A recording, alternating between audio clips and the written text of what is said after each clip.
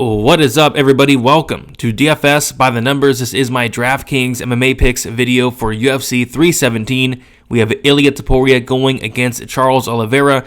International Fight Week. Looking forward to this card so much. It's a card that is stacked. Looking forward to pretty much every single matchup on the card. I think we're going to have a lot of finishes. I think we're going to have a lot of high scores, unlike the last couple weeks. So yeah, definitely looking forward to this card. Looking forward to breaking it down from a DraftKings perspective. Before we get into it, if you guys could, like the video, subscribe to the channel, leave me a comment. All those things are much appreciated. Apologies for the no green screen and no background on this week for the video. I'm out of town, so didn't have my green screen there. But yeah, looking forward to this card. Looking forward to breaking it down. This is brought to you by Prize Picks. Right now, if you go to Prize Picks and use that code DFSBTN, you'll get $50 instantly into your Prize Picks account when you place your first $5 lineup. Check it out. Free money, $50 for you there using that code DFSBTN. And with all that out of the way, guys, I say we get into it, and we're going to talk some fights. We're going to start with the fight doesn't go to decision lines. And up top, we have a ton of fights that are expected to finish inside the distance, and the first one being Terrence McKinney versus Slava Borshev. And yeah, anytime Terrence McKinney fights, I'm going to be targeting his fights very heavily, both for and against, because Terrence McKinney is the definition of a kill-or-be-killed fighter. He's either going to win the first round, or he's going to lose in the first round as well, or in the second round. You know, McKinney is a guy that I get why he's the favorite here in this matchup. He has all the grappling upside.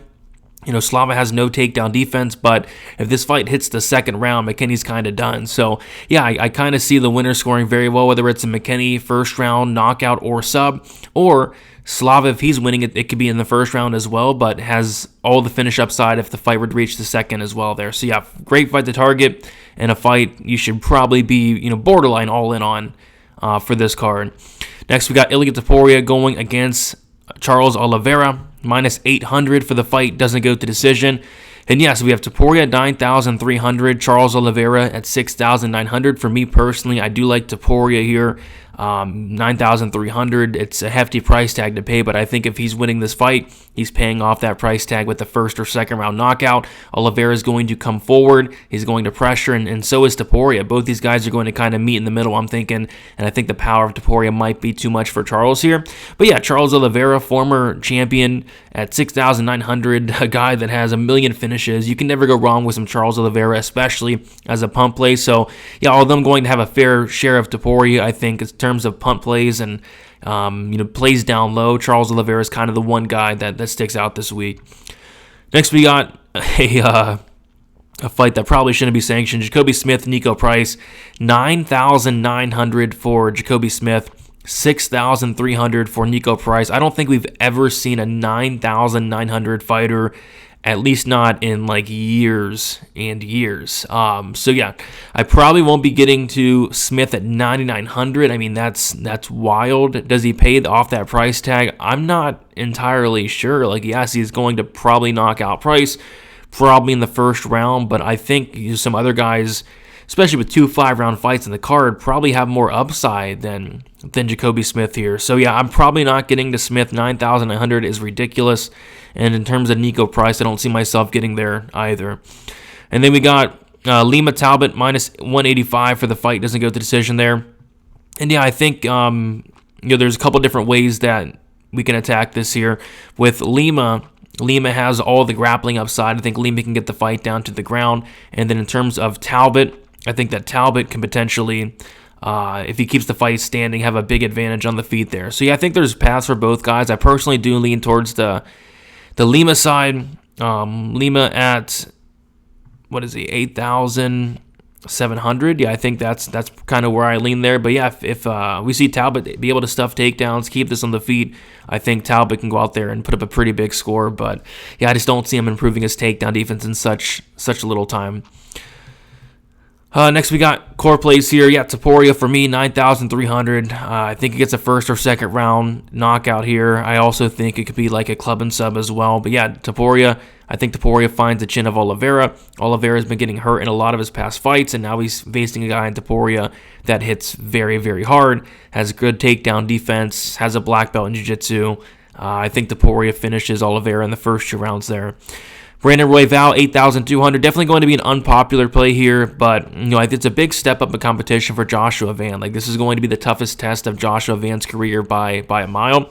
Brandon Royval has fought the much better guys. He's beaten the much better guys. He's lost to pretty much only Alexander Pantoja, the champion. And yeah, Royval's dangerous wherever the fight goes. He has power on the feet. He has an elite submission game as well. And I think we've seen Van hurt multiple times. We've seen him knocked out. He's been sub before. I think Royval is very live to win this fight at 8,200. Not only live to win it, but potentially finish it as well. Joshua Van's been finished in his only 2 losses. And I kind of feel like if this fight does go the distance, it's probably Van winning a decision just by doing more, landing more. But if this fight finishes, I think Royval has that finishing upside. And 8,200, I don't mind that price tag at all.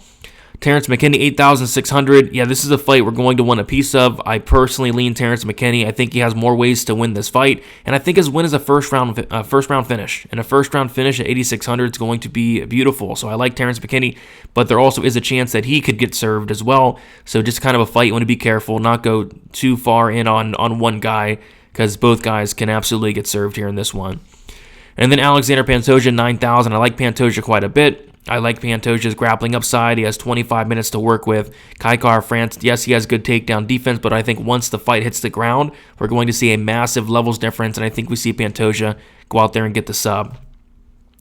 Moving on to the GPB plays here. Donato Diniz, 9,100. I like Diniz. Probably gets a knockout here as well, and I don't think he's going to be too high owned. Like, we have Pantoja up there. We have Tapori up there. So I think Diniz might go a little bit under the radar. And yeah, Diniz has first, second round knockout upside. I just think he goes out there and lands some big shots here against Alvin Hines. So I just didn't really like what I saw from Hines on the feet. And Hines also doesn't really wrestle as much as I think he needs to win this fight. So yeah, I think it's kind of a Diniz and a Diniz knockout. And at 9,100, that's not a bad price tag at all. Next, we got Gregory Rodriguez at 8,800. I think Rodriguez wins this fight. I don't like the layoff for Jack Hermansson. Hermansson is now 37 years old. He's coming off of a bad injury, and I think it's a great matchup for Rodriguez. Rodriguez is going to have the takedown defense to keep this standing. I think he's going to be the more dangerous striker for sure. Jack, I actually like Jack striking. I think he's an underrated striker. And I think in terms of the volume landed, Jack might outland him in terms of that volume, but all the power is coming from Rodriguez. All the finishing upside, in my opinion, is coming from Rodriguez. And it wouldn't shock me if Rodriguez went out there and actually knocked out Jack Hermansson, who's been knocked out 3 times. So I like Rodriguez here, and I think he's actually live for a knockout. And then Felipe Lima, guy we talked about a little bit, 8,700 with Lima. If he's winning this fight, he's exploiting the takedown defense of Peyton Talbot. Peyton Talbot just can't stuff a takedown. And one thing about Lima is once he gets you down and he gets to your back, you're pretty much staying there for the entire round. So I can see takedowns for Lima. I can see control time for Lima. I'm not sure he finishes or submits Peyton Talbot, but I mean, it wouldn't shock me if he did. So yeah, I think Lima, not a bad play at all at 8,700.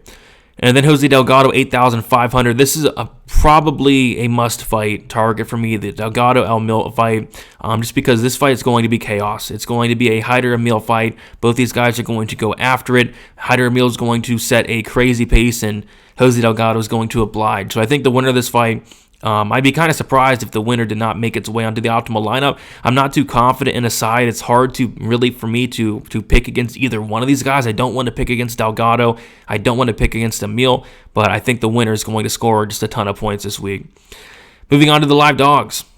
We have Beneil Dariush, 7,800. He looks to be a pick'em now on the money line. This line might actually flip, which is kind of annoying because when these two were supposed to fight, Moicano and Dariush, a couple months ago, earlier in the year, I had a bet on Dariush at like plus 160, something like that. So yeah, the money's just pouring in on Dariush, which kind of surprises me because Moicano is one of these guys that is kind of like a fan favorite. People love Moicano. So yeah, money coming in on Dariush. I'm not entirely sure why, but yeah, I like Dariush here. I think it's a good matchup for him. I think he can dictate where this fight takes place. I think on the feet he has more power than Moicano. I think he's the better striker, so it's a pretty straightforward Beneil Dariush play for me here.